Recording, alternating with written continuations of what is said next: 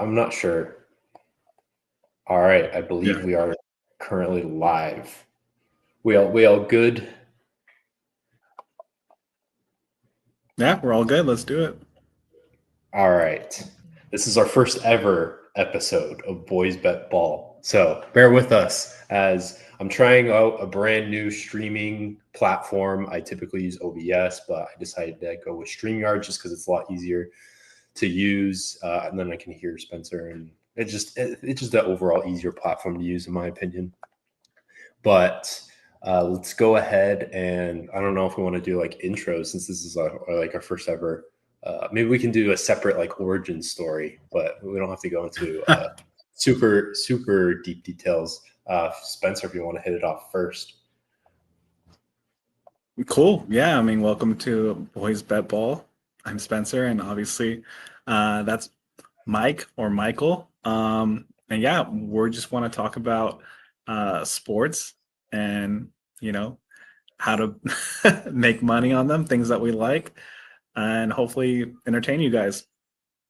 And today we're going to recap the sports from this last weekend, the big college football games. Mike's repping his BYU polo, had a big win in the Holy War. Gonna do an NBA preview where we're gonna talk about and kind of make it kind of fun. Where we're gonna talk about, or we're gonna do kind of a wins losses draft with some stakes involved because our slogan takes balls to bet. Then to end it off, we're gonna go through the rest of the big sporting events for the coming week. Monday Night Football tonight, Thursday Night Football, and some of the marquee NBA games to start off opening week. Sweet, I love it. Yeah, we started this. Well, I kind of came up with a little idea, but Spencer's a lot of the brains behind this. I just kind of put stuff together, produce it a little bit, I guess you'd say. But we're here to talk sports. We like to make money off of sports too. We both come from finance backgrounds, so it's you can trade your time for money, or you can use your money to make more money. So we like the second option. I don't have to do a huge introduction. Finance background, obviously, you know who my teams are. I'm originally from the Dallas, Texas area, so I love how Spencer's repping the Lakers polo, and I got the BYU polo. We'll talk about the Holy War, talk a little bit about the Mavs. I'm excited, so let's go ahead and we can start with a weekend recap. Like Spencer was mentioning, there was some big games over the weekend, starting off with the Holy War. We had BYU, our alma mater, BYU Cougars against the Utah Utes. And this is like one of the most underrated rivalries, I think, in all of college football and honestly, all of college sports, to be honest.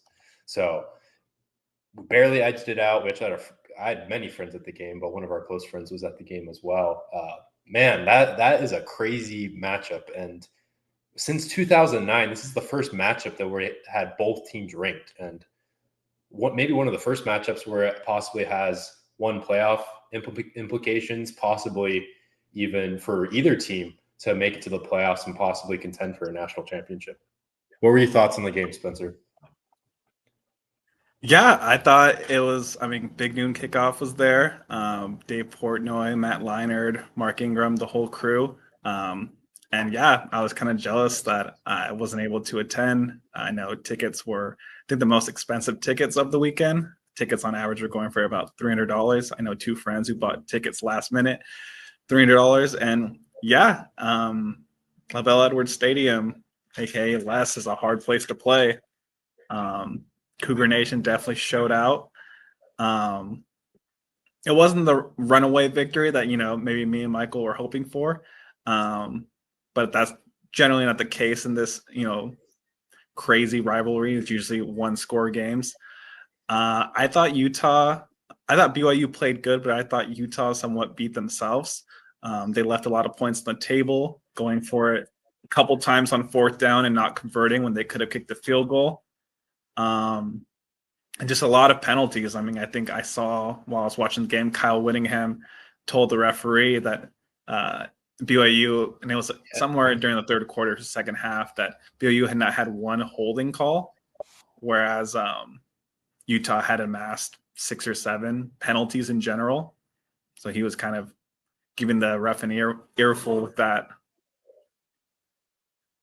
Yeah, I know. You're alluding to when the Utah coach Whittingham was like, I think he literally went like this 0, as in like Utah at that point, I think had 6 or 7 penalties on them.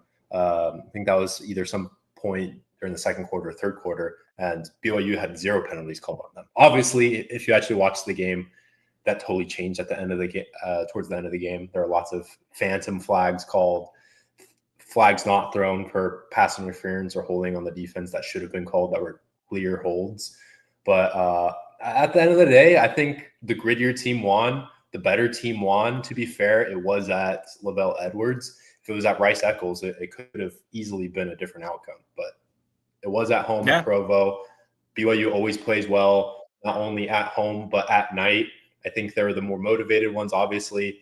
I think it started in the trenches. You saw BYU's run game really start off. I mean, they have one of the best running backs in the country and LJ Martin, but their offensive line started things off, and their defensive line as well, putting pressure on Dampier. And honestly, Tanner Wall, I think they interviewed him at the end of the game, talking about their game plan for Devin Dampier, because people were talking him up, especially Utah fans love to talk up their quarterbacks. And they kind of exposed him. He's not a really deep threat as far as throwing the football. He's kind of a somewhat one-dimensional quarterback where he just can run the ball. And you saw the opposite with that with Bear Bachmeier, true freshman, BYU's first true freshman to ever start and possibly play a whole season, possibly lead them to a playoff berth. Bear could do it all. He could run the ball. He could throw the ball. At being just a freshman, I think that's pretty awesome to see. Yeah, most definitely. I mean, watching the game, like I said, I felt like Utah, they were running the ball great. I don't watch a ton of University of Utah, but they showed a graphic that they usually have 6 offensive linemen 25 to 30% of the time. In that game, they almost had them out like 40 to 45%. So they definitely knew their strength and knew it was a rivalry game and tried to just establish the run. And I felt like they were effective while doing that. But when it came down to like a third and, long, a third where you couldn't just run the ball and you had to be somewhat two-dimensional, as you mentioned, that's just where Dampier struggled, and BYU's defense, led by Coach Hill, just really stepped up.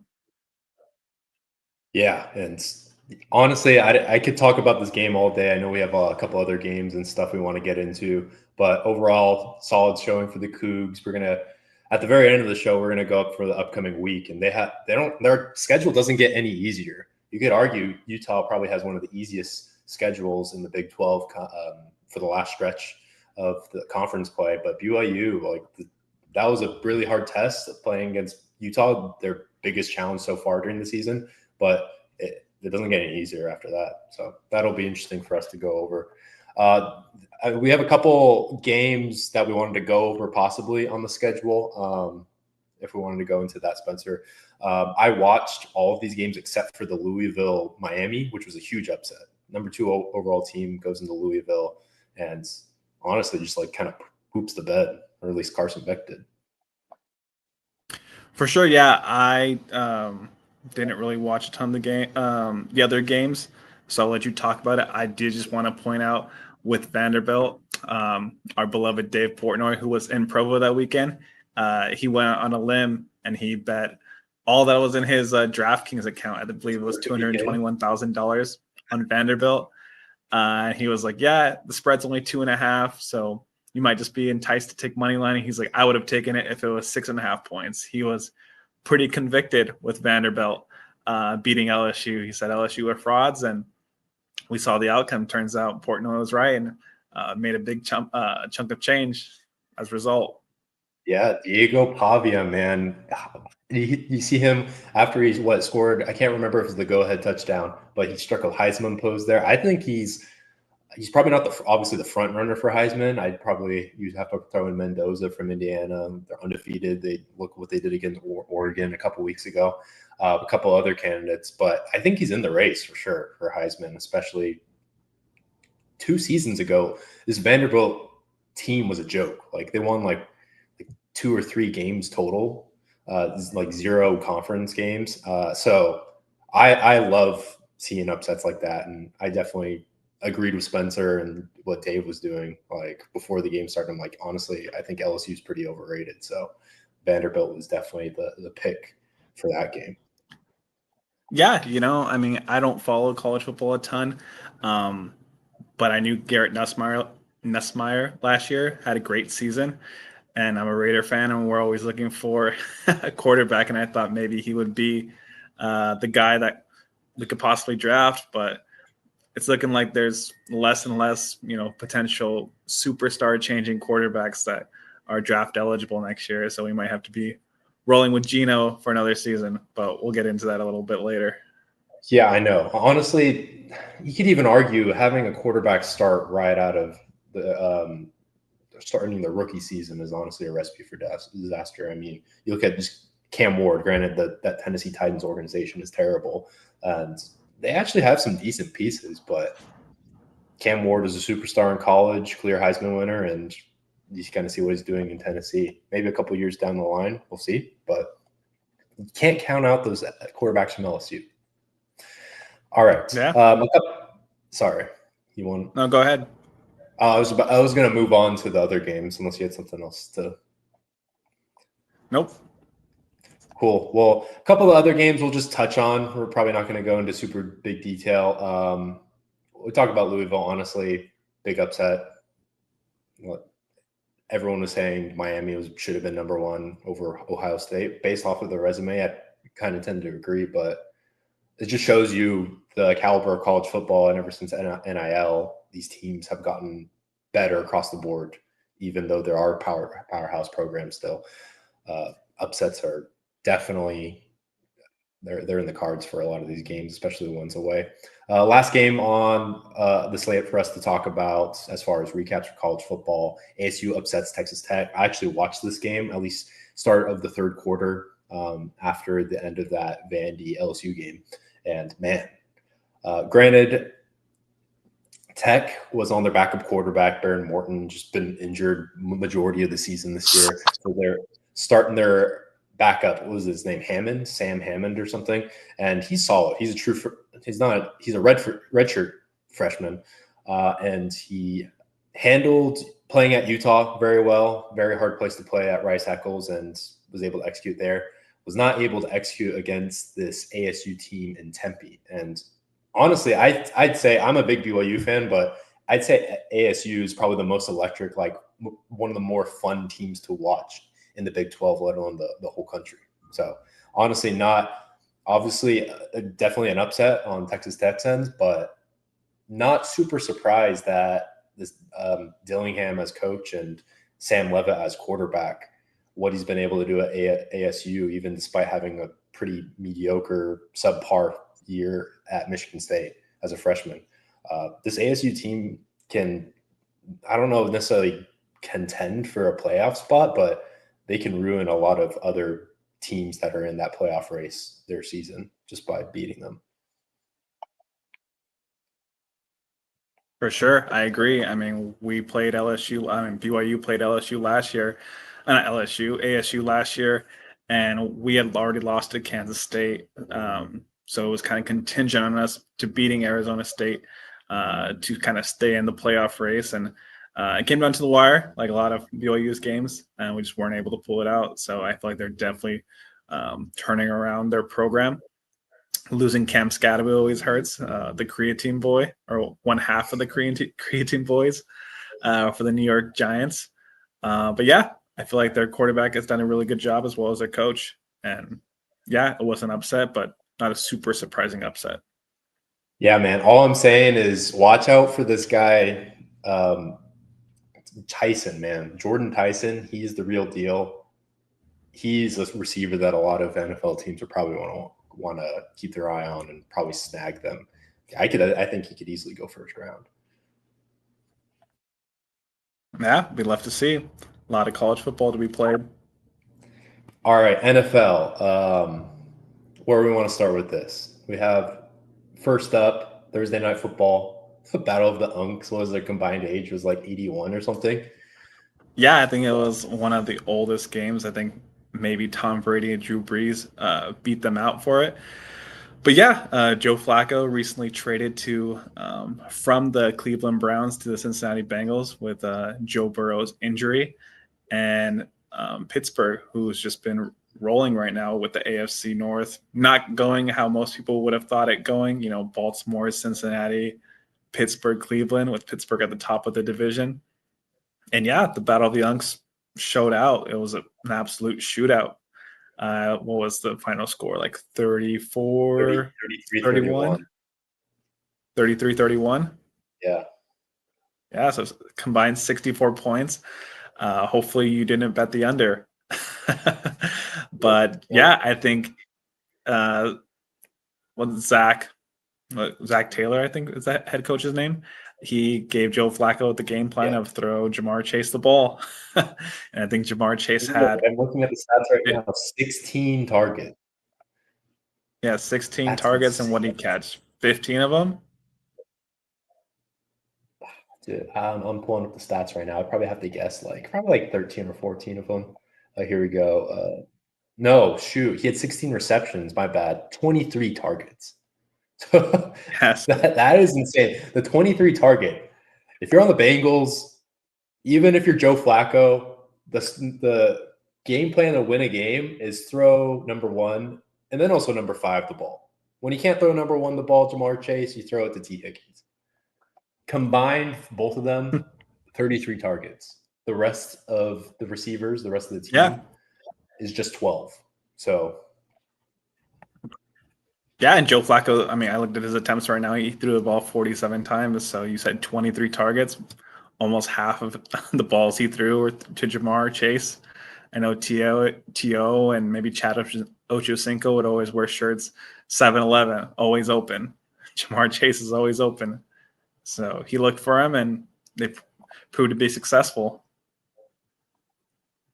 Yeah, man. And I don't know. I'm pretty high on this Pittsburgh defense, but obviously they weren't any match for Joe Flacco masterclass again with Chase and Higgins on the side. And to be fair, like Cincinnati's rushing offense did a pretty good dent into the Pittsburgh defense, who's relatively known for having pretty strong defense, especially having T.J. Watt on their line, Hayward, and they got some solid linebackers. I believe Roquan Smith's one of the linebackers too. So this is a tough Pittsburgh defense that limits the run a lot. And I don't have their stats, but the rushing attack did pretty well. You had Chase Brown, 11 carries, 108 yards. P. Ryan, 7 carries, 31 yards. But Brown had an average of 9.8 yards per carry. So they did a pretty decent then. And I want to say leading up to this game against the Steelers that they had one of the worst rushing attacks in all of NFL. I want to say they averaged like 50 or 60 yards a game, which is like it's pretty bad, you know? Yeah, and I mean, I think the spread before the game started was about 5.5. And I think they showed a graphic before the game even started that the Steelers have never beaten a divisional opponent on Thursday Night Football, so short week. They're more in the Mike Tomlin era. I think they're like 0-6. And I think beyond that, even this year, dogs on Thursday Night Football are like 5-1 or 6-0. So if you're just going to bet blindly, bet the dog. At least with the points, you're more than likely to cover. To be fair, yes. And of course, this is a divisional game. So in all honesty, divisional games are almost always close. Doesn't matter if you're the you're the 4-1 Steelers against the 2-4 Bengals. Even if you're playing the Browns, man, it's a divisional game. It's a rivalry game. Players come out to play for these divisional games, and they're always pretty close. For sure. So do you want to move to the next game? What do we want? Yeah.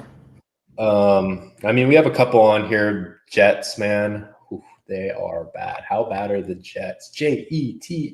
We suck. We suck. Man, the Jets suck. They dropped their 7th straight game. They haven't won a single game. And honestly, I don't think any of their games besides maybe that first game against Pittsburgh, aren't even close. And they ended up benching Fields, playing their backup, Tyrod Taylor. But I have Breece Hall in fantasy, and in the league that we put money up for, I think I drafted him I told Spencer the other day, I drafted him, I'm pretty sure, as my first running back. Luckily, I have Kyron Williams, and then I was able to pick up Judkins on a waiver wire. But Breece Hall is sucking because they have literally no offense. Right now, you have Garrett Wilson that's out. He's injured. Who knows if he's going to come back or even want to play coming back. Maybe he might get traded. Who knows? But I don't think there's any hope for this Jets team. Yeah, I got a good buddy of mine who's a Jets fan, and he texted me in the morning. He was like, "Jets money line, thank me later," and he doesn't exactly give out the best locks as we would call them. And yeah, I just feel like the Jets without Garrett Wilson, he was already ruled out before the game. Breece Hall's been struggling, and yeah, the fact of the matter is Justin Fields just isn't an NFL quarterback. They've been trying for a few years. Chicago drafted him. They thought they found their savior. He moved to Pittsburgh, and even playing well on Pittsburgh, once Russell Wilson was able to roll, Pittsburgh went with the washed-up Russell Wilson. Jets they just have a lot of incompetence. I mean, kind of like Carolina, but Carolina, I feel like they've maybe found a quarterback with Bryce Young, but they had Sam Darnold. Sam Darnold was seeing ghost against the Patriots years ago, and now he killed it last season in Minnesota and is doing awesome in Seattle. So you ask yourself, who was the problem, Sam Darnold or their organization? And it's not surprising, but it's probably the Jets. And looking at their next schedule, I think they play – I was predicting when they're going to win next. I think they have a tough game next week, and then I think they ultimately play Cleveland, but in Cleveland. So let's take a quick look at their schedule. Yeah, so they got Cincinnati this next weekend at Cincinnati. With Uncle Joe, you don't know how that's going to go, but then the following week I think they might have their bye. And then they play Cleveland at home. So that could be a possible win, but they seem to be turning their season around as well, have a good run game and always an awesome defense. New England at New England. Looks like Thursday Night Football. New England is rolling with Drake May at Ravens. Lamar Jackson should be back there. Ravens team's going to be. Yeah, I mean, Lamar will be back by then. Past NFL MVP, so you never know what the kind of tricks he can pull off his sleeve. Falcons at home. Falcons are a tough out. Maybe the Dolphins on the 7th of December. If you can't get it done there at Jags, then your win's probably going to come at home against the Dolphins or on the road against the Saints, and that's nearly at the end of the season. What, week 17 like and 15? Three-win season, if that. Maybe. I mean, if you ask me, I think they're only going to win 2 games. That's very fair. And honestly, I don't know what it is, but I'm convinced MetLife is cursed. Whoever plays at MetLife, they just lose. So honestly, they might even have better chances on the road.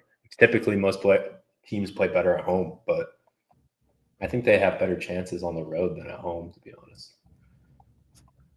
For sure. So just like me with my Raiders, Jets fans, your season's coming down to looking at mock drafts and watching college football, trying to figure out who's going to be the player that's going to help you next season. Still waiting for Gary Vee to buy the Jets. Come on, man. Aren't you a billionaire by now? So, yeah, I mean, that provides a quick segue to my team. I'm a Raiders fan, and Michael is a Dallas Cowboys fan, so we feel like we'll always touch on them a little bit every single week. But, yeah, essentially my Raiders went out there, and they were like the practice squad for the Chiefs. I know other seasons they've tried other fun plays a couple seasons ago. They did like a merry-go-round where they broke the huddle and then all just ran out. Ended up scoring a touchdown there. This week was no different. Patrick Mahomes on 4th and 1, 4th and 2, went up to the line, tried to get him a jump, and then he said, "This stuff never freaking works." Then proceeds to hike it and get the first down. So I think Raiders had a total offensive yards of 97 total offensive yards. Ashton Genty had 6 carries. You attribute that just being down the whole game, but we didn't have Jacoby Myers, Brock Bowers, our left tackle, so we're missing a lot of guys. So you want to just establish a run. But yeah, just an overall really, really poor showing. I guess the only positive was that Geno Smith didn't throw an interception this week. Hey, you gotta take it while you can. This is what I think of when I think of whenever the Chiefs play the Raiders. I remember this. Wasn't this like was this the first game? No, it was the first game of the season. Like a couple years ago, wasn't it? No, it's just like when our season was like already over at this point, and yeah, they were kind of just screwing around. Anytime I see the Chiefs playing the Raiders, it's always a smackdown, and I just remember this play. I'm like, the amount of disrespect on the Raiders when they did this was insane. But to be fair, they'll have they're not always smackdowns. We usually play them pretty well, but there are some times where they just beat the snot out of us, and this was one of those weeks. There are better days for Raider fans out there. And then I guess we can jump over to your team. How about them Cowboys, right? How about them Cowboys? Man, I got to check up on my guy, Stephen A. Been kind of quiet about the Cowboys, but you know what he always says? His phrase that he's all like, just wait. Just wait. It'll get better.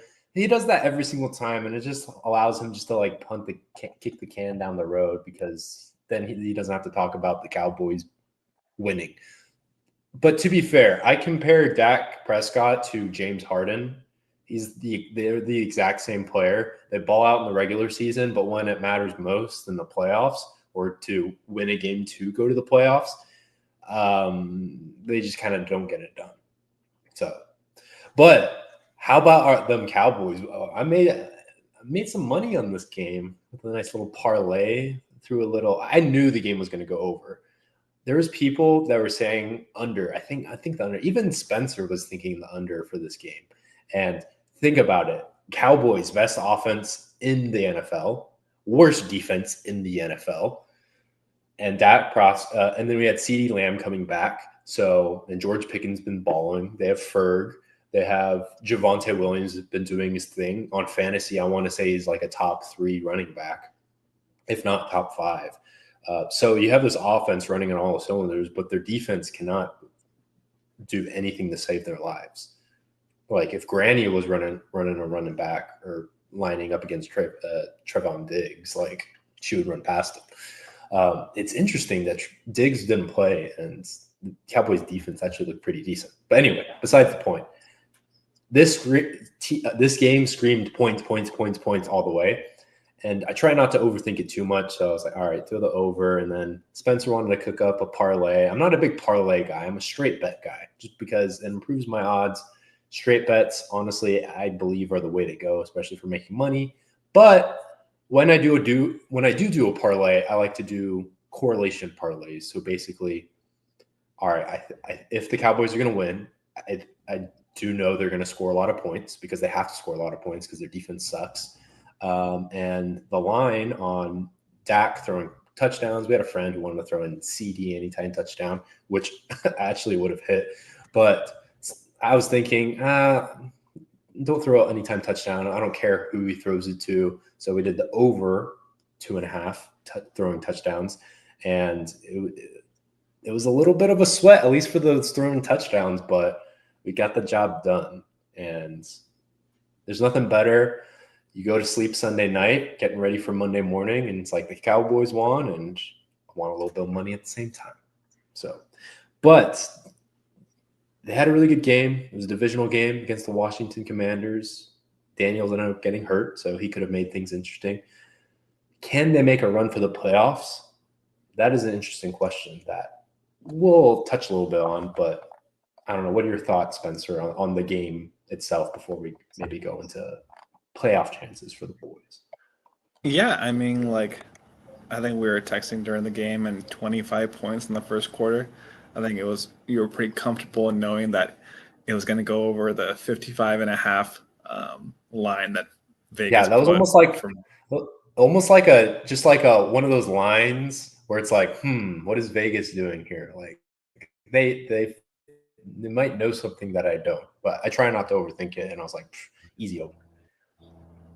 Yeah, and bringing back CeeDee Lamb was a huge welcome back addition.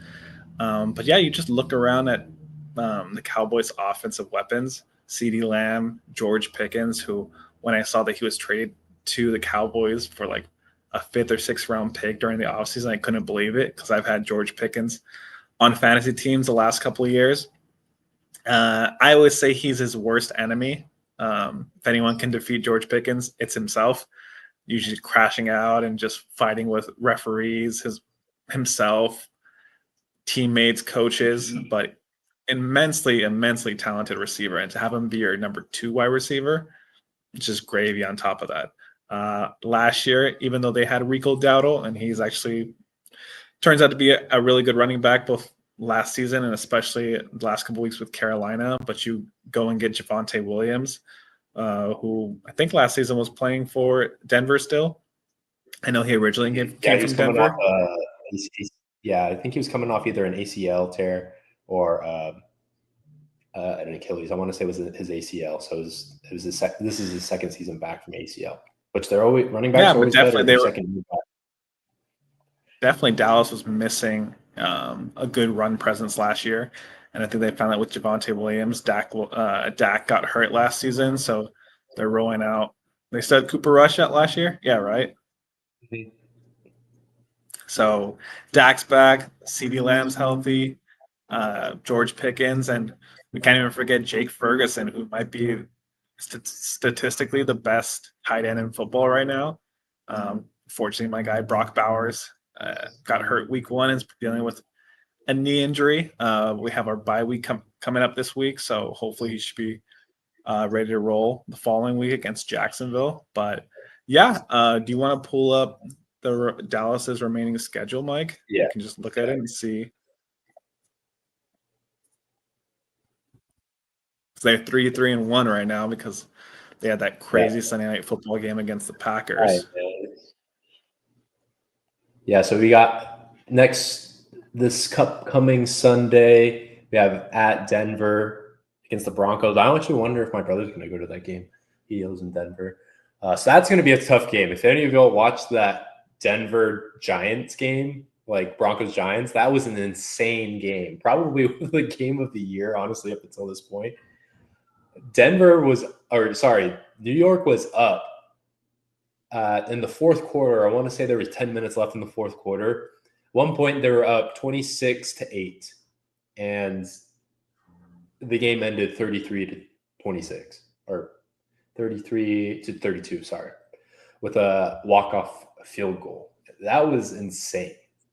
Like, that's just the epitome of the Giants right there. But you gotta also give credit to Bo Nix and the Broncos.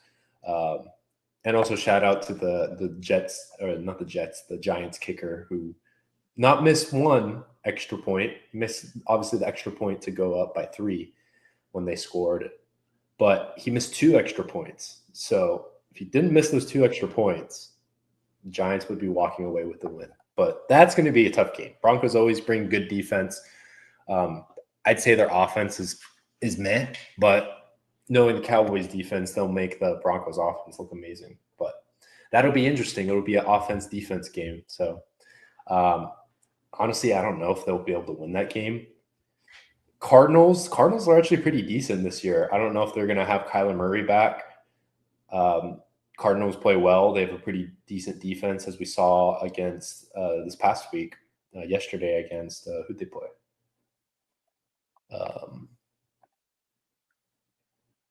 They played the Packers. Green And Bay. honestly, you could argue they should have beat the Packers, and that's with Jacoby Brissett and as quarterback, and like literally all the running backs hurt. So you have Bam Knight splitting time with Michael Carter, who are like both like I think they might have been both on the practice squad, and they got called up. So, but everyone knows the Cowboys at home. At least I know the Cowboys win at home. So that is a little bit more of a talk. But I mean, then you got our teams going at it, Monday Night Football. We're gonna be there. Raiders. We will be there. I'm regretting it more each week with how our season's going. But yeah, that should be a pretty winnable game for the Cowboys. But then after that, looking at the schedule, it's kind of a gauntlet. You got Eagles at home, Chiefs at home, at Detroit, Vikings at home, Chargers at home. That is you winning 2 or 3 games.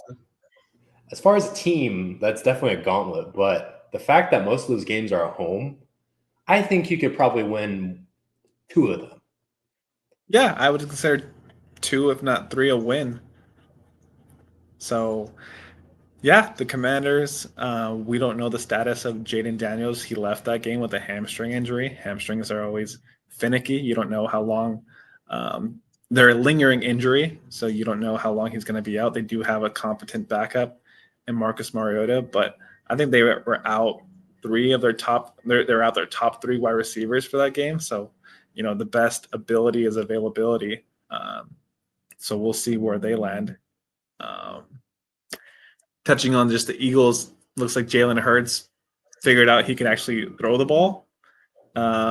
And they were able to beat the Vikings. Like two of the best receivers in the league, and A.J. Brown and Devontae Smith. Yeah, and you don't have to just push every play. They were able to beat the Vikings on the road, so they'll probably end up winning the division. But 3 wildcard spots, if you can manage that 5-week gauntlet in the middle of the season, you never know. The Cowboys could be back. I will say, I think the only way the Cowboys make the playoffs, because to be honest, if you we'll look at the NFC standings after this, but I think they're going to have to win the division in order to go to the playoffs. Just because I think the NFC is pretty loaded this year. So I don't know if they'll make it in as a wild card. So let's go ahead and pull up the standings for the NFC. That's just my personal opinion. Playoff.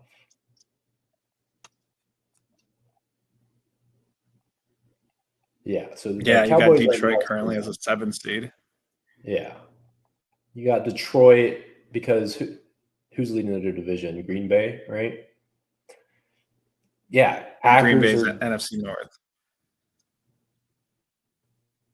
Oh, so is it the top 4 are all? I'm not great at the division. Yeah, you got NFC South on top. You got NFC North, NFC West, NFC East. So that's right. Detroit's in the same. Detroit's what, South, right? Or no, I don't know. Detroit's anyway, NFC North. Yeah, North. That's right. Yeah, but Bucks, they're the real deal. I'd say Baker Mayfield's probably your front runner for MVP right now. Packers are your real deal. It'll be interesting. Their defense is there ever since signing Micah Parsons and the weapons they have on defense. The big question mark is going to be, is Jordan Love going to be able to make the throws that he needs to? I mean, he has all the receivers in the world, and he has a solid running back in Josh Jacobs. But at the end of the day, it's just making those throws, which he has been proven to make. But we'll see if that continues. And then I think the biggest surprise for anyone is the 49ers. With all the injuries they've had, it's actually crazy that they're sitting at 5-2 right now.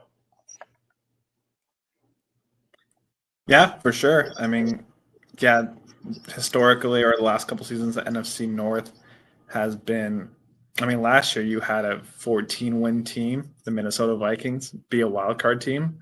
Makes you think that maybe the NFL should reevaluate how seeding happens in the NFL. But yeah, I think probably the only path to making the playoffs would be to win the division, and Eagles are no slouch. So, and with that, with that 5-game schedule, I would probably put my money on Dallas missing the playoffs, but still having a good season. Yeah, I think they can make noise. Are the odds in their favor to make the playoffs? I don't think so, but it is what it is. It'll be interesting to see what they do during this offseason. I mean, they can make a couple moves. They have to improve their defense. If they want to make the playoffs, they're going to have to make moves on on the defensive end. Offense, they're fine. Defense, that's where they need to make the move. Honestly, at the end of the season, I wouldn't be surprised if Eberflus gets fired.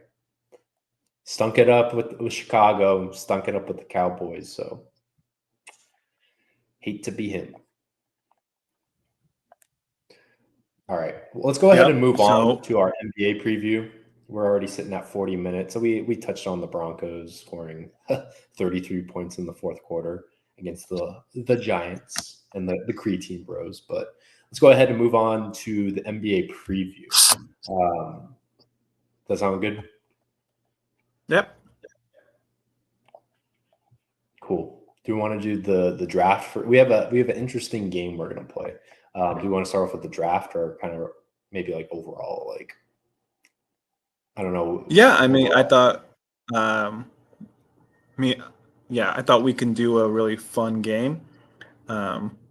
We are Boys Bet Ball, so putting a little bit of stakes involved to it.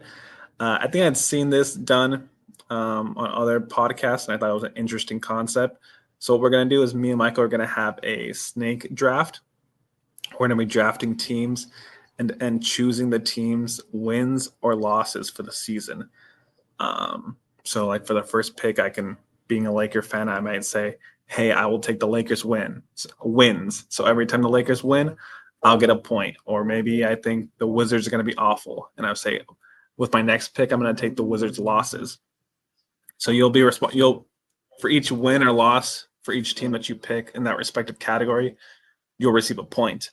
And we'll be tallying those points throughout the season, giving you guys updates. And at the end of the season, whoever has the most overall points, the loser will have to buy the winner their ticket for Lakers and Dallas, and we'll decide on which city we're going to do that in. Yeah, so stakes are on the line. We put our money where our mouths are, and it takes balls to bet, you know? So we're gonna do it. All right. So I created this little visual. Spencer's gonna kind of keep track on the side as well, and then we'll give you guys updates throughout the season on kind of how things are going. So without further ado, let me share screen, and we can kick it off. All right, and you also mentioned the rule about having 8 wins and then 8 losses, right? Yeah, it's either going to be 8 wins or 8 losses. Going to keep it rather even. You can't go over 8 wins or 8 losses. So the strategy might just be get down to the last 2 teams and then just almost flip a coin, because those teams are probably going to be close to 500. Whether you want to have 8 winning teams or 8 losing teams. So. Yeah, and so for those of you that didn't understand, honestly, it took me like half a day to understand this, but that means I just can't choose like, okay, I'm gonna just choose all win, like this team win, this team win, this team win. You got to balance out. You got to have both, like ideally equal number of wins from a team as losses.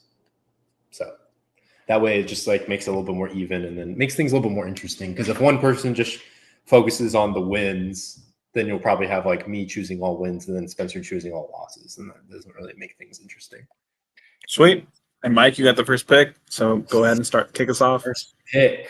And I have all the 30 teams here. They are listed alphabetically. So, who do I want to pick? I mean, have to go with the defending NBA champions, right? They finished what, first in the Western Conference, I believe second. Were they first or second overall? I can't remember if it was the Oklahoma City Cleveland. Thunder. Yeah, they were first or second overall. I want to say Cleveland was a close behind or close ahead, but I'm gonna have to go with OKC. So W next to OKC. That's what I select for my number one pick. Okay, and we're gonna do snakes. So I will take the second and third pick. So I'm gonna take the Cavaliers. Cleveland Wins, obviously. They lost. I think they won 60 plus games, 64 games last season. The East is going to be a lot weaker with the losses of Tyrese Halliburton, Damian Lillard, and Jason Tatum. So I'm going to roll with the Cavaliers wins. And then I'm going to shift over. And this was tough. I was going back and forth. I was like, who is going to be the worst team in the NBA? And I am going to pick the Brooklyn Nets losses. Interesting. Brooklyn.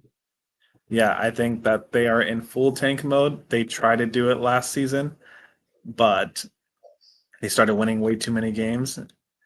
And so they started, then they got rid of Dennis Schroeder and a bunch of other players. This offseason, they had 5 first-round picks, and people were like, surely they're not going to draft 5 players. But sure enough, they did. And they traded Cam Johnson, probably their last true, valuable asset, to the Denver Nuggets for Michael Porter Jr., who's going to just probably shoot the ball 30 times. And yeah, I think they're going to be the worst team in the league. Interesting you choose that, because I'm going to go take who is going to be the worst team in the league, and that is the Utah Jazz. So I will take Utah Jazz for losses. And the reasoning behind that is, if you think of the Eastern Conference, Western Conference, obviously the Western Conference is way more loaded than the Eastern Conference. And if you know anything about NBA basketball or any sport in general, the conference that you're in, you're going to play more of the teams of. And what does that mean? It means the Utah Jazz play more of the Western Conference teams, which are better than any of the Eastern Conference teams. And there's more of them. So it's going to lead to more losses. They drafted Ace Bailey. I think they're probably going to trade Lauri Markkanen at some point during the season. They're in full tank mode. Literally, they have like 3 starting point guards, which I don't know how they're going to work. They have Collier, they have Keontae George, and now you have Ace Bailey, who's kind of a do-it-all forward. They'll have a rough year again, and they're going to tank for the number 1 pick and pick probably AJ Debonsa or Darren Peterson. Yeah, I definitely, like I said, I had a few teams who I was going back and forth with. Who do I think is going to be the worst team in the league? You make a compelling point with Utah being in the Western Conference. I feel like that same argument could be made for the Thunder. I know the Thunder still are just head and shoulders above the entire competition, and they'll probably still end up winning 65 games, if not be the best team in basketball. But yeah, I picked Cleveland just because, for the point that you made, the East is weaker. All right. And you said snake draft, so I have another pick, right? Correct. All right. For my next pick, I will pick the New York Knicks wins. Reasoning for that, coaching change. So Mike Brown will be a little bit more conservative playing his starters. He's not going to run his starters into the ground like Tibbs. So you might say, Mike, but that means they're probably going to win less games in the regular season. I don't think so. They've got a little more depth now. They signed Jordan Clarkson. I can't remember if they signed him or if they traded for him coming off the bench. So they have a legit 6 man of the year candidate who honestly could win 6 man of the year again this year. And you have your core, your Villanova core. It's sad that they ended up trading Dante DiVincenzo to the Timberwolves, but you got to do what you got to do. So you got Brunson, you got Bridges, you got Josh Hart. You got all these guys, and you know who you have at center is you got Cat.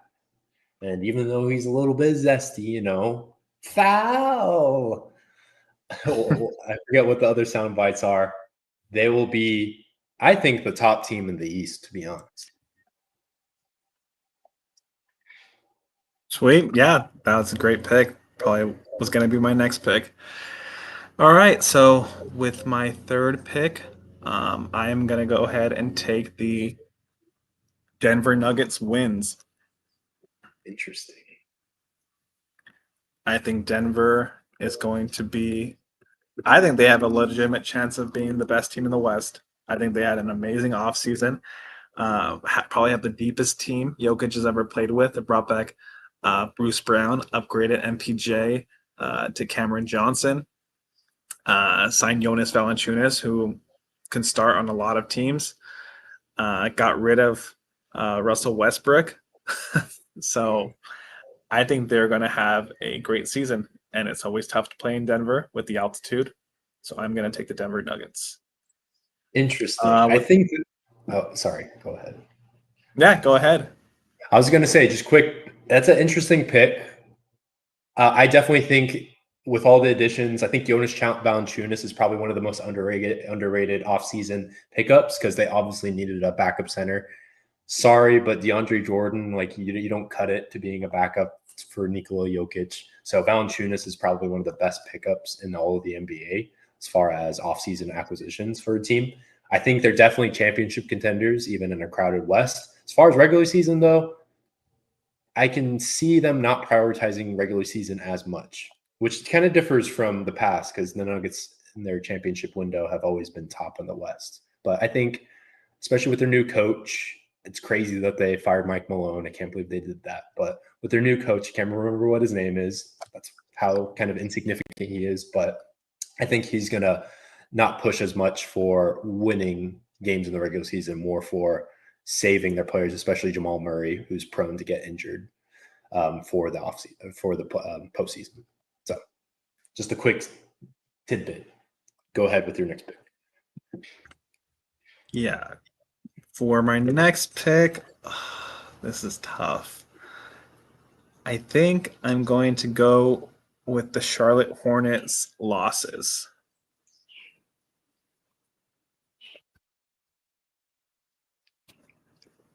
I really don't know what direction Charlotte's going.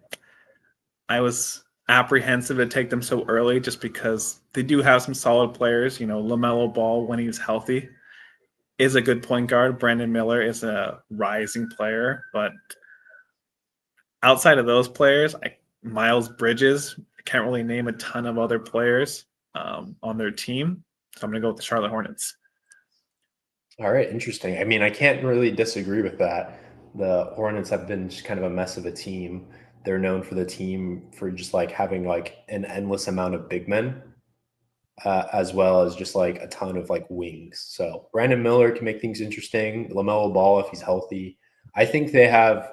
I actually think they'll do pretty decent this season with their pickups of Con Knipple because he is like a legit he's a super underrated player and probably I'd honestly say probably one of the best players on that Duke team, if even maybe not the best player, because he can do it all. And then they picked up Liam Neeson as well, I think from UConn, who's a shooter. So they're making some moves. I agree they probably won't make the playoffs, but don't be surprised if they win a decent amount of games.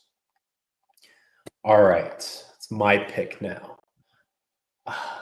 Man, I think I have to go with my gut feeling and Minnesota Timberwolves.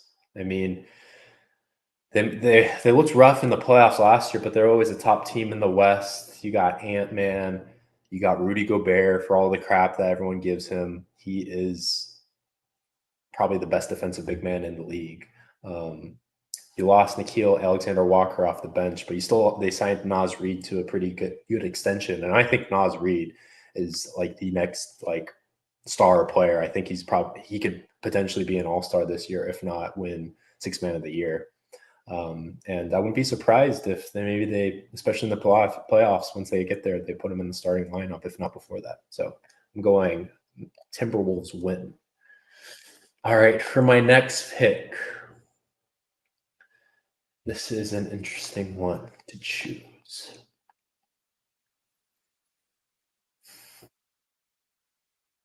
Gonna have to go Portland losses. I mean, talk about too many big men on a team. That's literally the Portland Trailblazers. Granted, they got rid of DeAndre Ayton, who's now on the Lakers, which I actually think he'll do pretty well on the Lakers. But you got too many big men. I think Donovan Clingan is like average. He's like a poor man's like Ivica. Honestly, Ivica Zubac is pretty good. I think he might even get an All-Star bid this year.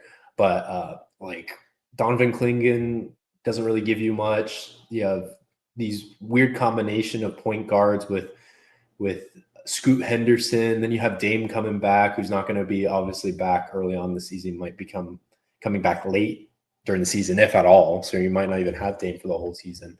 And you got Shane Sharp, who can probably do some stuff for you, but they're a mess of a team. And I just don't see them doing anything, especially in all over the Western Conference. Wow, that was not on my bingo sheet.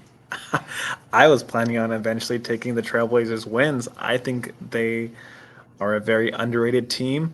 I think Denny Advia might be a top 10 small forward or forward in the league. That is surprising. All right, take their wins then. Well, you already taken them. No, I took their losses. Yeah, you took their losses. Yeah. I was going to take their wins, but thank you for making this a little bit so you're easier. saying you only can choose like one or the other for each team? Yeah. Oh, okay. Oh, interesting. I thought the team can only be taken once. Oh, okay. Cool. So, with my 5th pick, I am going to take the New Orleans Pelicans losses. You know, I feel like people couldn't believe that they actually traded an unprotected first-round pick next year to move up to take that Maryland forward. I forget his name. Derek Queen. Derek Queen, exactly. And Skinny, I truly believe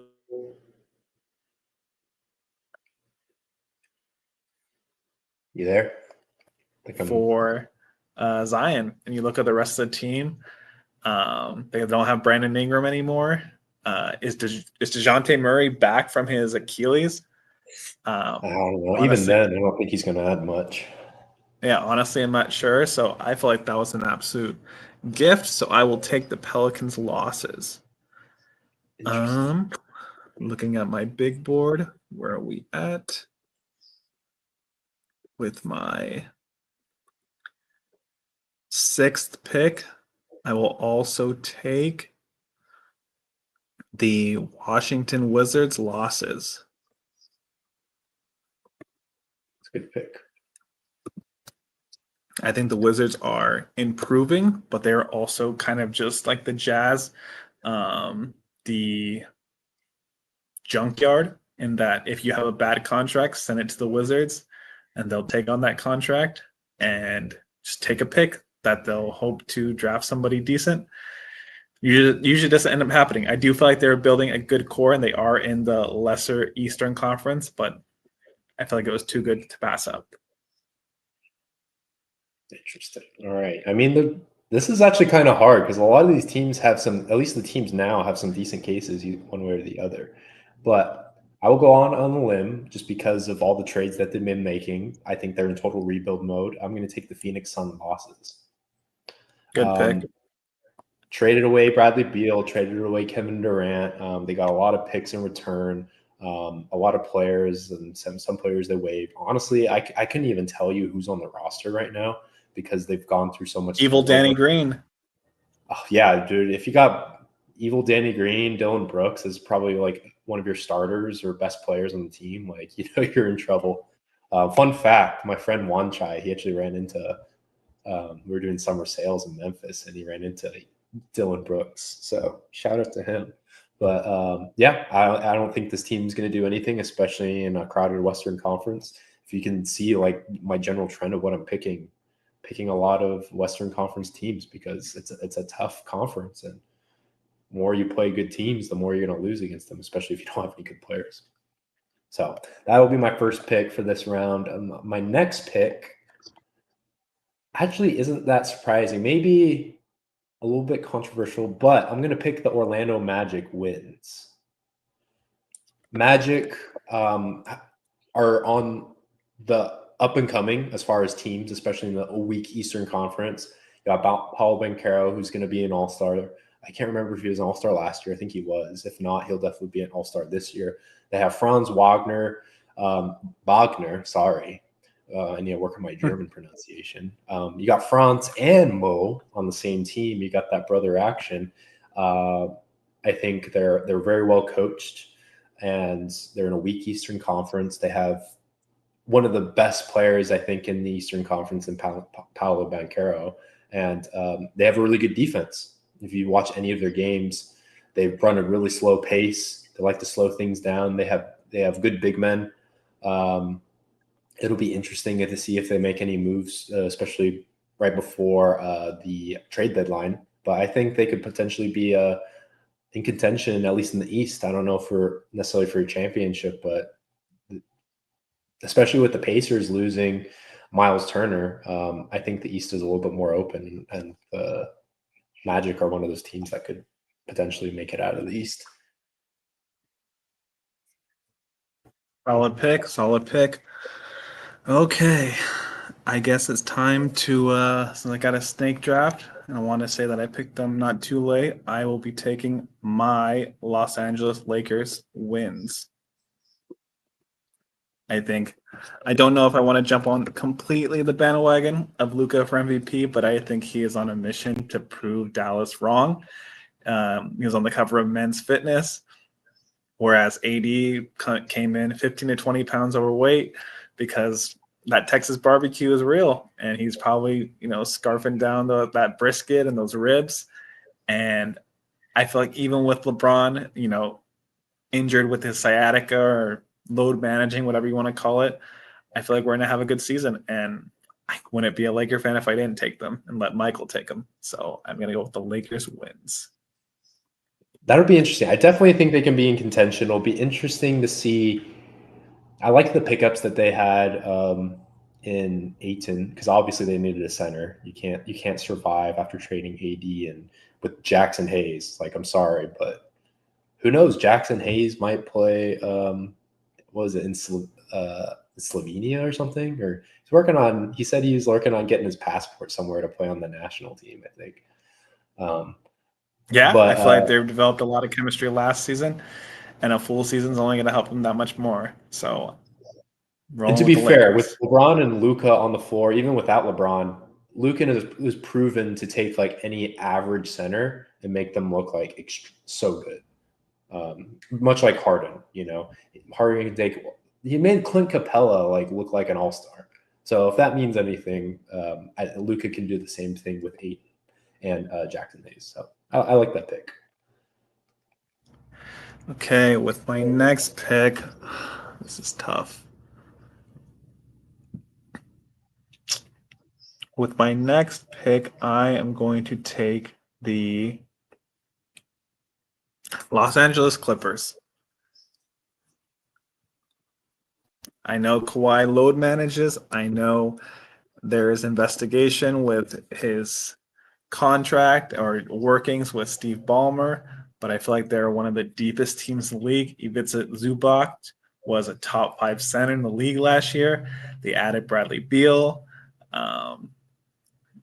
swapped out Norman Powell for him, I believe, or who did they get for Norman Powell? They got somebody from Miami. Maybe it was just. I can't remember. I think it was like a 3 or 4 team trade. I don't think it was a straight up trade. I can't remember. It might have been part of that big Kevin Durant trade, but I think it was. Ty Lue is a great coach. James Harden, Kawhi Leonard, Ivica Zubac, Bradley Beal. I'm gonna take their wins. I like that, and I think one of the other underrated moves of the offseason, both ironically are both backup centers, but You signed Brooke Lopez for like what, $7 million? That's right. That's That's a right. huge pick.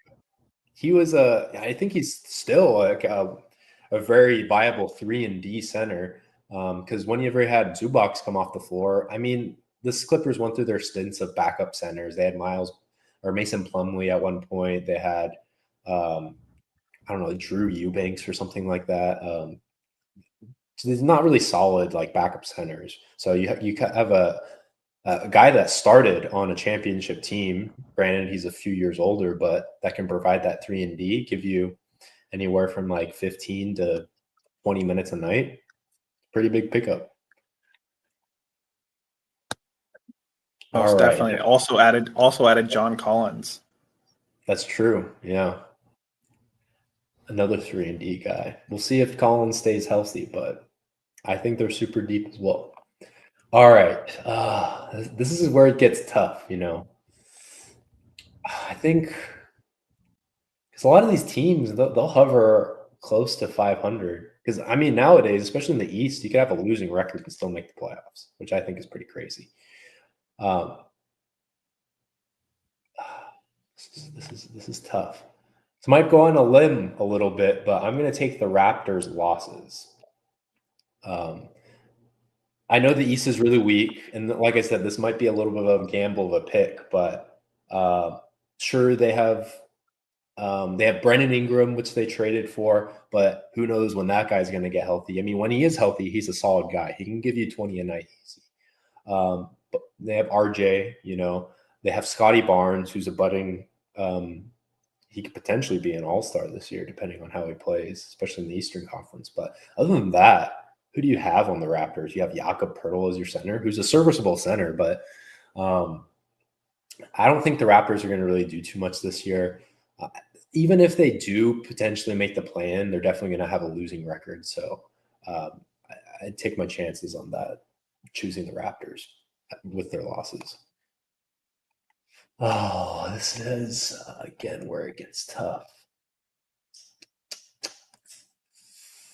I mean, I'll go out on a limb again here. I mean, the Rockets are a deep team. You know, sure they lost Fred Van Fleet, which is brutal. He takes out your starting point guard, but and I don't know if Reed Shepard's necessarily are ready to start after coming off a pretty decent rookie year, but I think they're pretty deep. They signed a decent amount of players. They have Dorian Finney-Smith, which they brought over from the Lakers, and I mean, you have KD. Who knows how many games KD is going to play? But if he's relatively healthy, he usually plays a good amount of games. And you have, I think, all defensive first team, and Amen Thompson, who can play multiple different positions for you. And I think the most important thing is they have the size, so they can deal with a Thunder, they can deal with a Clippers, they can deal with a Lakers. These other teams that have solid big men because they have Şengün and they have Steven Adams. So I'll take the Rockets wins. I still think they're probably going to be a first or second round exit. That might be a hot take. I don't think they're going to make Yeah, it to people the want to playoffs. forget that they were the second seed last season, and that was Exactly. without And you Kevin had Durant. KD. So yeah, I felt like that was a solid pick. That probably would have been my next pick. Okay. I'm at 4-4. I am with my next pick, I am going to take I'm going to take the Pistons wins. I like that pick. I think, as you mentioned it, in the weekend Eastern Conference, I think Cade Cunningham is kind of coming into his own. Losing Malik Beasley in free agency, or kind of almost a hit job with his gambling probe, definitely hurt them. But I feel like they're ready to take the next step, and I'm going to roll with the Pistons. Kind of going out on a limb on that one, but I think, like Portland, they're going to be a lot better of a team this season.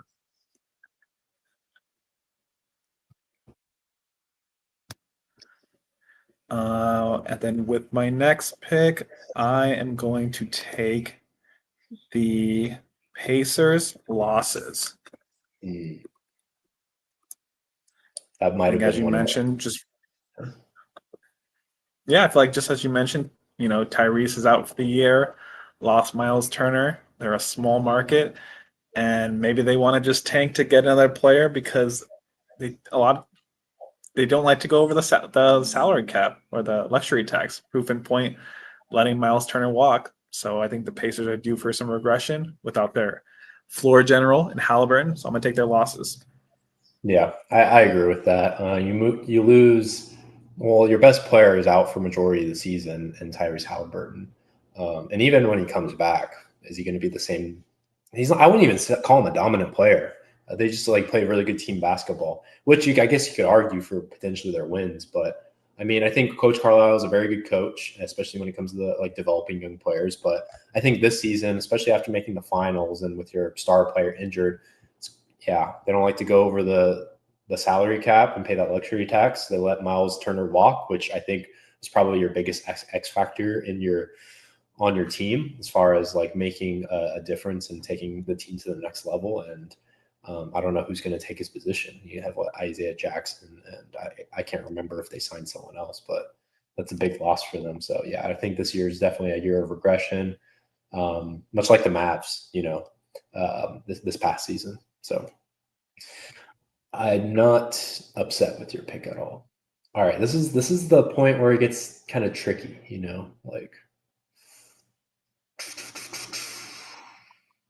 because a lot of these teams are like pretty decent teams. So I think like either way, I mean, there could be some teams that surprise you, but I mean, who else do we got? All right, I'll go ahead and do this. I will choose the Kings' losses. I think the Kings are Good pick. Good pick. the old men of the league, especially in the Western Conference. Then their average age is like 32 or 33 or something. Like they just signed Russell Westbrook, which is crazy. Honestly, anyone signed him. But to be fair, they just kind of need bodies and to potentially stay relevant. And because they're so old, they can have multiple injuries that happen. They have DeMar DeRozan. They're all still like decent players, but they're super old. They signed Schroeder, which like Schroeder is your starting point guard. Like, I don't think that's a winning team. Um, and I don't even know who else they have on their team. I feel like they have Sabonis, but other than Sabonis, they traded away De'Aaron Fox. So there goes a star point guard. I think they're kind of in no man's land, and they'll quickly find themselves at the bottom of the Western Conference standings in the AJ DeBanza Peterson lottery this next season. So go with teams' losses. They're not going to be lighting the beam that many times this year. I'll tell you that. Oh, and I'm gonna have to go. I'm a hometown guy, so I'm gonna go with my Mavs wins. Um, I mean, they're a solid team, and to be fair, I think they'll make more noise in the postseason than people think. Obviously, they have to make the postseason, so I won't discredit like the tough path to get there. But I mean, when healthy, you could arguably say they're one of the best teams in the whole entire league on paper. Obviously, Kyrie's going to be out majority of the season, but there are reports saying he's on track to come back even quicker than initially thought. You have number one pick in Cooper Flag, which honestly, I'm not putting super high expectations on him. I think he's going to be a Swiss Army knife for Jason Kidd and that offense as well as defense. Kid can score, Kid can shoot. I'm going to be a little bit skeptical, especially with his shooting. Most college kids, when they coming from the college to the NBA, struggle a little bit with that 3-point line. So I don't think he's going to necessarily shoot great from three, but I think he's going to be a really good defensive player. I think he could potentially make all defensive second team if he really puts his mind to it. And then that's going to be his role on the team. He's going to be a Swiss Army knife. He's not going to be the star of the team. That's AD's role and then Kyrie's role when he's back.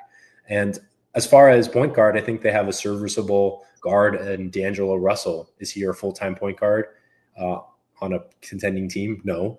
Is he a good backup? Yeah. But I think he can hold down the fort until then. And you can't ever forget they have a couple good guards in the reserve role for the Mavs as well, and Brandon Williams as well as Jaden. What's his name? Jaden Harvey. Or I feel so bad coming from a Mavs fan. I know his name. I just can't. Starts with an H, but Jaden. Jaden Hardy. Yeah, Jaden Hardy. That's right, Jaden Hardy. I think they have a deep team. They have PJ Washington. They can always make moves towards the trade deadline. But I think they'll hover around 500 to be totally honest. But I think they could potentially have some upside to them. All right. My computer is getting a little bit low, so we'll have to speed this up a little bit. But with my next pick, yeah, like as you said, it gets a little dicey down here.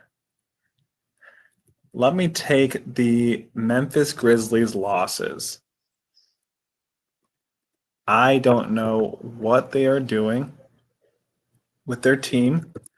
They traded away Desmond Bane and kind of got, 60 cents on the dollar. I think he's a really good player.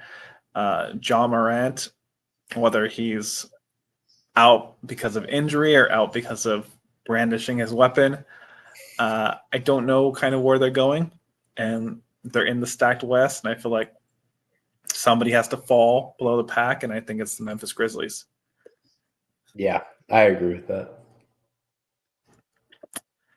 And with my next pick, this is for me really going out on a whim. And I know you're probably going to love it. I am going to take the 76ers wins. I am believing that Joel Embiid can be healthy in a weaker Eastern Conference. I believe Pandemic P, Podcast P will play better. Tyrese Maxey, they got that VJ Edgecombe with a third pick. I think they are going to be a lot better than last year where they won, 28, 24 games. So give me the 76ers wins. Interesting. It'll be interesting to see what Joel Embiid does. Yeah. Okay. I think they'll hover around 500, if not be below that. So not the craziest pick. Let's see what else we got here. Oh, this is tough. This is really tough. I'm going to go. I mean, you can't really doubt them. I know star players going through some injuries. But it's the Celtics. The Celtics are a winning organization. Obviously, they have stretches where they tank a little bit. They got some good picks. They got Jason Tatum at number 3 overall. Still always have to remember the Lakers chose Lonzo Ball over Jason Tatum. But this is truly a test for Jaylen Brown, whether he's a good, like a real superstar or not. He doesn't have Jason Tatum there to kind of cover for him. I truly believe Jaylen Brown is the better of Jason Tatum and Jaylen Brown. They lost Horford. They got rid of Porzingis, which honestly is a good bet. I mean, he's hurt a lot. When he's healthy, obviously he provides a lot to you. You lost Luke Cornett, who is kind of an underrated player, to be honest, but he got a bigger contract in San Antonio. Honestly, I haven't been tracking the Celtics team a ton, but obviously Mazzulla is a proven championship coach, and Jaylen Brown, I think, is a superstar player. And he's going to prove it to it. So I'll pick Celtics wins. That's a bold pick, but I like it. And then you have Peyton Pritchard. I think he won't be as. I don't think he's going to be as lethal and effective starting versus coming off the bench, but I think he could prove people wrong. He's got the most. All right. Well, I got you with 7 win teams, so you could only have one more max win team. So that leads me. This is probably going to be a Super Bowl pick, but go ahead. Things a little bit more spicy. I know I'm going to pick. You already know what I'm going to pick. Milwaukee. What am I going to choose though? Losses. Yeah, you're right. I'm going to choose Milwaukee Bucks losses just because I think, sure, they signed Miles Turner. I don't think that's enough to really make Giannis stay. You lose Brook Lopez. I don't know. You get rid of Dame. Like, who's your second best player? Like some of they signed Miles Turner. If Miles Turner is going to be your second best player, like, I don't think that's a winning recipe for a team. They have Kevin Porter Jr. projected as a starting point guard. Like, For real? You know how many teams, like, he's a solid player. Is he a starting point guard for a winning team? No, he's not.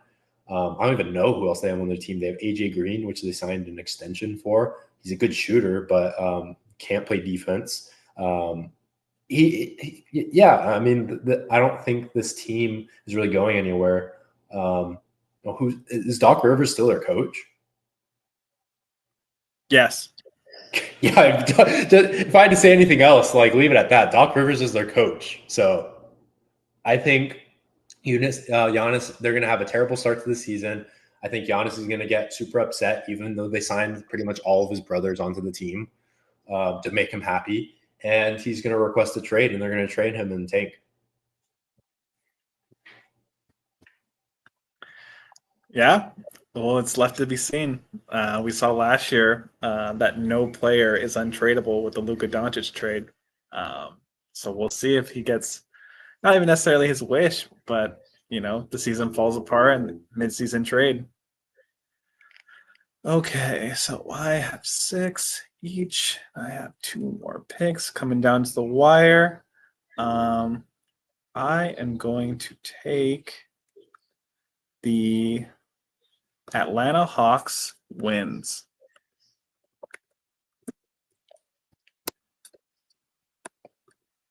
I think Atlanta has improved a lot. Jalen Johnson, Dyson Daniels. Dyson Daniels could have. Did he win Defensive Player of the Year? He did not, right? No, that was. Oh shoot, who was it? I forgot who won. Jaren Jackson. Jaren Jackson, I think. No, Evan Mobley. Evan Mobley won Defensive Player of the Year. But he was a finalist. Yeah, he was a finalist for a DPOY, and yeah, we've talked about it a ton on this segment. The East is very weak, and it's time for the Goblin, Trae Young, to prove whether or not he is a cornerstone of a franchise. And I think they're going to do it in this weakened Eastern Conference. People forget that a couple of years ago, they made the Eastern Conference Finals. I know Pat Beverly was chirping at him, talking about he's not a real player, and Pat Beverly's been a glorified role player for his whole career. And I'm not saying Trae Young is the answer, but Trae Young is a proven all-star, 20 and 10 every single game, and I think they're going to have a good season. I get one more pick. Let me just take. Let me take the Golden State Warriors wins. that's good. I don't love this. I don't really love their collection of players, but it's hard to bet against Wardell, Stephen Curry. I've heard Pods had a good offseason. Jimmy Butler's getting up there in age, and then you have that little fiasco with Kuminga. But I think Steve Kerr is a good enough coach with Steph Curry that they will be above 500. So let me get the Warriors. Okay, that was probably going to be one of my next picks. So not too shabby. All right, who do I have left? Oh, this is tough.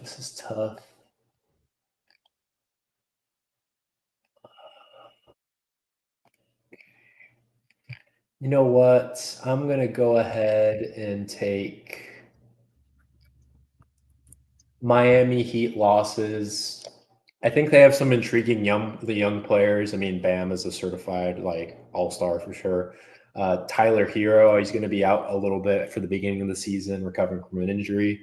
Khalil Ward or Khalil Ware, is an interesting pickup. Who's probably going to play alongside Bam Adebayo.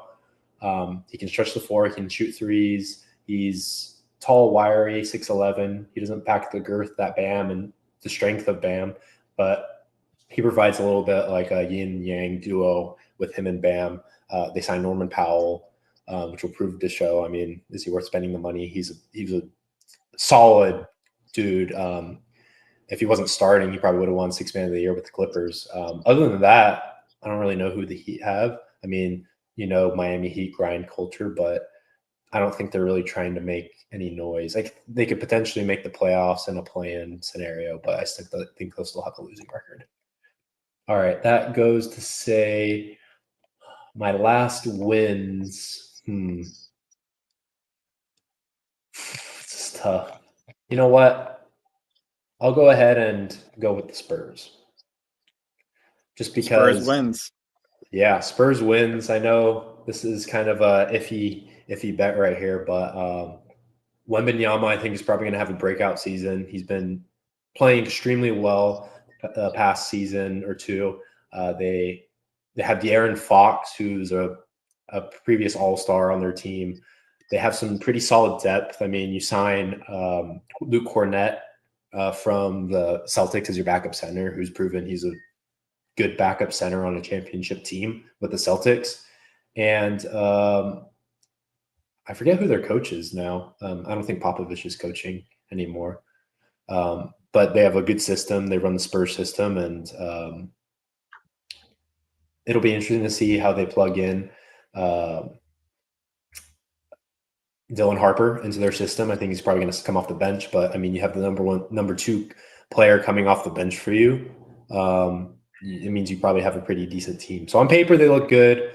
In practicality, I don't know how they're going to fare in the Western Conference. Yeah, But it's kind of a yeah, clunky fit with like 3 point guards, Stephon you have Stephon Castle, Castle too, who's rookie of the year last year. Fox, and Dylan Harper.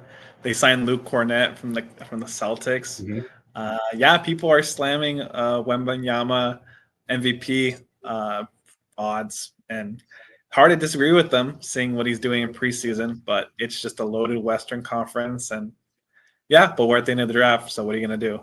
Yeah, so I guess that leaves me with the definition of mid themselves, the Chicago Bulls losses.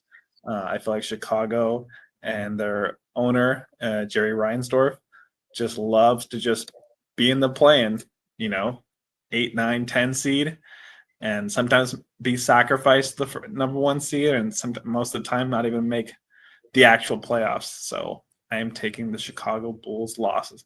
Although I was looking at them when I was making bold choices with the 76ers because they have some players. Kobe White, sophomore Matis Bucelis. They still have Vucevic, although maybe the Lakers will end up trading for him mid-season. But they got some players at Io DeSumo, but I feel like you can always just pencil them in for, 38 to 42 wins, and that's about 500. And last pick in the draft, I can't ask for something better than that. Yeah, they're the definition of mid, to be honest. But that's what happens. I mean, it's crazy. These mid teams. I guess that's one of the beauties and downsides to NBA. It's literally who have like half the league make the playoff. So it makes things interesting, but everyone has a chance. So discourages tanking, I guess. But all right, that concludes our draft. So yeah, you want me to just summarize your win loss each of our teams? yeah, sure. Yeah, so Mike's team, his winning teams are the Thunder, Knicks, Timberwolves, Magic, Rockets, Mavericks, Celtics, Spurs, with his losing teams being the Jazz, Trailblazers, Suns, Raptors, Kings, Bucks, Heat. And my team, the winning teams, Cavs, Nuggets, Lakers, Clippers, Pistons, 76ers, Hawks, Warriors, with the losing teams being the Nets, Hornets, Pelicans, Wizards, Pacers, Grizzlies, and Bulls. I like my odds. I like my teams. Yeah, and it'll be fun to just keep tracking throughout the year and see where it shakes out, see how close we were. Yeah, so you definitely, for those of you who watch us, the 1 or 2 listeners so far, we'll gain more traction by the end of the season. But this is real stakes on the line, real money. All right, I know we're sitting at like an hour half right now, so we're definitely like way over what we planned on it being an hour. But are there maybe we could pick like a few games that we're looking forward to this upcoming week, and maybe some things to look towards, as well as maybe a couple bets that you're possibly thinking about playing. Yeah, let's hit on let's do Monday night today. Do our picks for that. Let's do opening tip-off tomorrow, those two games. Let's pick Thursday night football. I think I picked against BYU. I'm ashamed to admit it, but I thought Utah was going to win. I think we're both going to just be on the train till the wheels fall off. I'm going to take BYU at Iowa State. And then we'll just pick one or two NFL games for Sunday. Sound good? Okay. Yeah. Okay, so tonight we have Tampa Bay at Detroit. I think the spread is 6.5 for Detroit. Who do you got? Yeah, I mean, Detroit at home, they always play really well. And I don't know. The line kind of weirds me out because to be fair, the Bucks have a crazy amount of injuries, and so like I don't know if I haven't looked at the latest injury report. Let me actually pull it up right now. You have Irving out, which is kind of predicted. Godwin obviously out. Mike Evans is questionable. Amika what did what's his name called Amika Egbubu or something?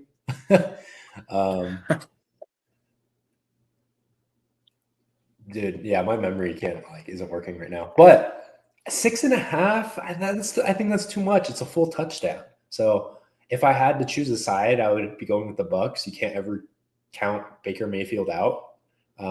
I think it's either probably going to be a blowout or a really close game, and I'll take my odds on the close game. And at 6.5, you can't ask for anything better than that. Yeah, give me MCDC, Motor City Dan Campbell. Did they lose last week? I thought they did lose last week, but regardless, I feel like I love Baker Mayfield. I think he is a dark horse MVP, but Emeka Egbuka, I believe, is going to be out. Mike Evans hasn't played. Even if he does play, he's going to be rusty. They've been missing Bucky Irving. They're in Detroit. Give me Detroit to cover 6.5. Yeah, 6.5 on a couple books. I mean, you're minus like 122, but there's a -5 out there. If you're big on Detroit, you could probably grab like a 5.5 or something. Even your odds a little bit. All right. Did you want to talk about the next Monday Night Football or just move on? Yeah, you got Houston at Seattle. ESPN is showing Seattle favored by 3.5. Who do you got? I mean, I think both these teams, especially the Houston Texans, are pretty mid. But Seattle tends to play pretty well at home. So, I mean, the over-under, looking at around like 40, 41.5, or 41, 41.5. Houston, they love to play slow. They have I think the best defense in the league, if I'm not mistaken. But that's a super low number. I don't know. If I had to lean towards a team, I would probably say the Seahawks at home. The Texans have been playing horrible. But if anything, I'd maybe even say my bet on the game, if I were to put one on, would be the under. I think this is going to be a really slow game, really boring game. It's going to be like a 15 or like 17 to like 14 game. But I think it could be close. Yeah, I think I like that thinking too. I mean, I think it might be a little closer to the spread, maybe 21-17, 27-17. But yeah, give me the Seattle Seahawks. CJ Stroud, I had him on my fantasy team his rookie season, and he lit it up. But that O-line is suspect. Seattle's a hard place to play. Sam Darnold's rolling. Yeah, give me Seattle to cover. Jackson Smith-Njigba, he's a bona fide wide receiver 1. He is. He's on one of my fantasy teams, and I am super grateful I have him. NBA, or I guess we can just stay on the NFL. This Thursday, Vikings at Chargers. Chargers are favored by 3.5 points. I'll just go ahead and say, give me the Chargers to cover. You know, they've lost. They started the season off 3-0, Now they're 4-3, losing 3 of their last 4. I don't know. I don't think JJ McCarthy is going to be back this season on a short week. Defense travels, but I think Jim Harbaugh will have his team ready to go, and they will cover 3.5. Yeah, I'd say the same thing. Chargers are great. They're playing a lot better at home, even though they lost this past week to the Colts. But honestly, I think the Colts are the real deal. So you got Justin Herbert's having I want to say a career season. He has the job, he has the location, he's got the girl in Madison Beer. So I think he's going to come out rolling, keep throwing dimes to Keenan Allen and Quentin Johnston. Sweet. NBA this Tuesday, opening night. We have Rockets at Thunder. The Thunder will have their ring ceremony. A lot of times, the ring ceremony team comes out a little slow.